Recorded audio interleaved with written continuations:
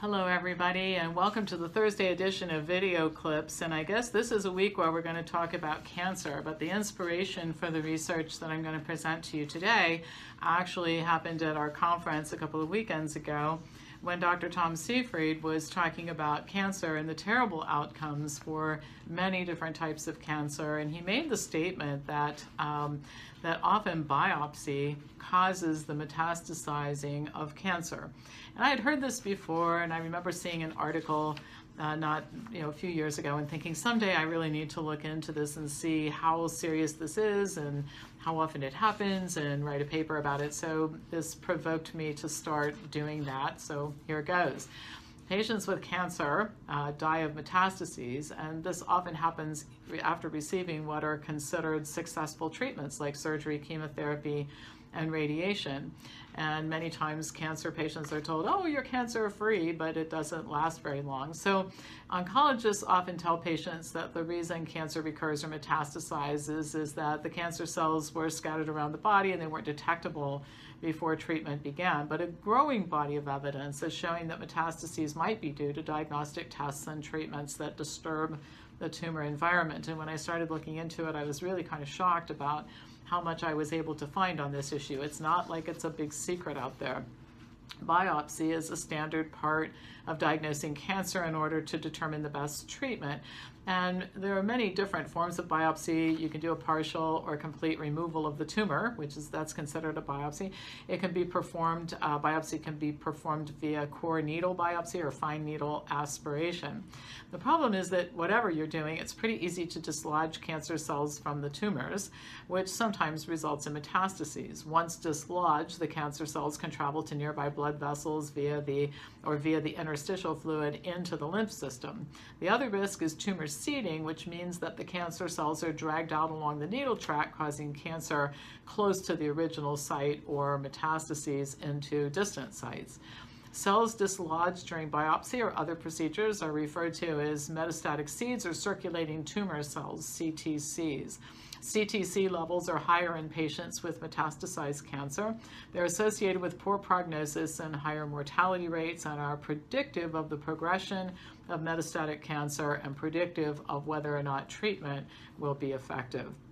Most CTCs die, but a small percentage of them, enough of them to cause a lot of problems, survive, and they take up residence in the bone marrow and other places in the body, avoid the effects of chemotherapy, remain dormant for months and sometimes even several years, after which they can become aggressive and develop into full-blown cancer.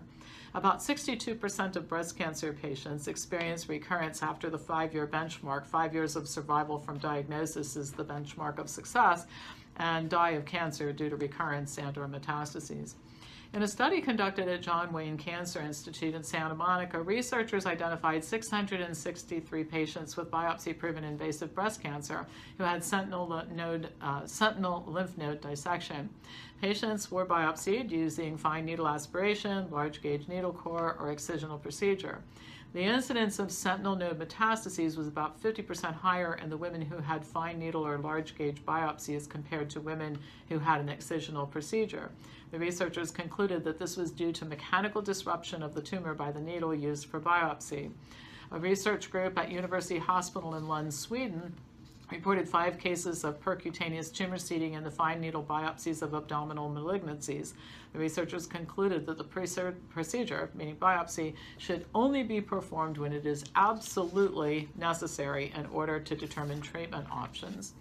2 cases of tumor seeding, one in a liver cancer patient and the other in a colorectal cancer patient, were reported by researchers at the Department of Surgery at the Royal Infirmary in the UK.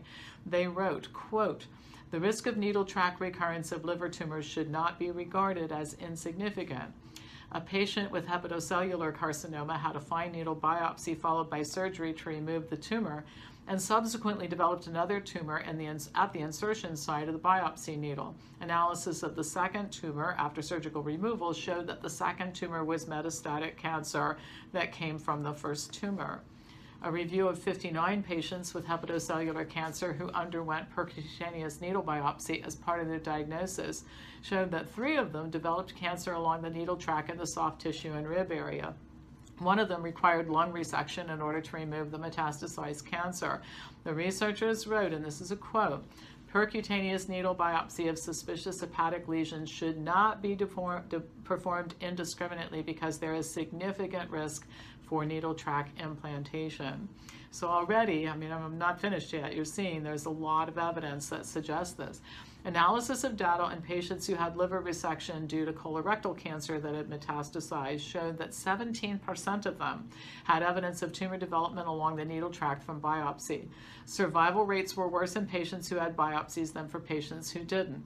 The researchers concluded, quote, "Biopsy of metastases confers poorer long-term survival in patients after liver resection and cannot be justified in patients with potentially resectable disease." In other words, what they're saying is just take it out if you have to, but don't biopsy it first.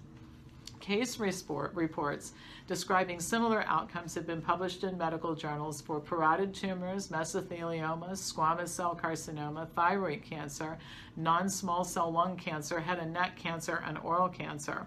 Needle biopsy can also stimulate distant metastases due to inflammatory molecules that are produced in response to the wound that is induced by the biopsy needle itself. Other types, and this is where it gets really disturbing, other types of mechanical force can also cause cancer metastases. In one study of patients with colorectal cancer who had no circulating tumor cells before colonoscopy, 14% of them had detectable CTCs after the procedure. And of course, colonoscopy is routinely done in order to diagnose and develop treatment plans for colorectal cancer. Any surgical procedure can actually cause the release of CTCs. After tumor removal, the surgical bed can contain blood, extracellular fluid, and inflammatory cells like cytokines, creating a welcoming environment for stray cancer cells and promoting the entry of these cells into the lymph system. Many studies have shown that CTCs increase during and after surgical procedures, which means that the surgery itself may lead to metastases in some cases. One of the mechanisms of action is that wound healing stimulates angiogenesis, which promotes tumor growth. The National Cancer Institute, I was shocked to find this, but it actually acknowledges that both surgery and biopsy can cause the spread of cancer, but says that the risk is extremely low. Now, the reality is we really don't have a quantification of the risk. Not enough research has been done, and I think part of the reason is because very few places would have an appetite for proving that cancer treatment causes metastases.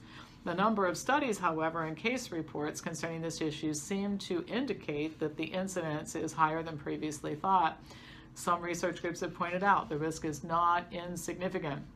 There are known mechanisms of action which strengthen the findings even more. Most doctors are not aware of this, most patients are not aware of this, and biopsies and surgical procedures are really common in cancer care. Many of our members have been told that they couldn't be cleared to have surgery unless they consented to a biopsy, because I've always thought that this was kind of a bad idea.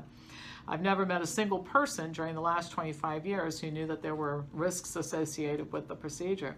It's impossible to quantify, as I mentioned before, but it is quite possible that many people who've been treated for cancer would probably be better off if they'd been left completely alone or pursued alternative options, and might have opted to do so if they had known the risks of even diagnostic tests to quantify and look at the cancer more. So to be clear, I'm certainly not suggesting you never do a biopsy. To be clear, I'm not suggesting that all cancer surgery is bad. What I am suggesting, and I do continue to discuss week after week, after month, after year, is the necessity for people to be informed about the risk. And they're not. And one of these days, and before I leave this planet, mark my words, I will have somehow, not sure how it's going to happen yet, but I'm confident that it can be done where laws would be passed where this type of information is required to be put in front of patients when they're making decisions about treatment, because I really think it's important to do that. All right, that's all for today and all for the week. Keep the emails coming about Nutrition Educator conference videos, professional training with us. I talk to a lot of you on the phone every week. I enjoy the interchange, and I know that I've helped some of you get some direction about what to do to help out with these kinds of situations and make sure that people are informed. I will be back to you on next week with more news. Thank you for watching.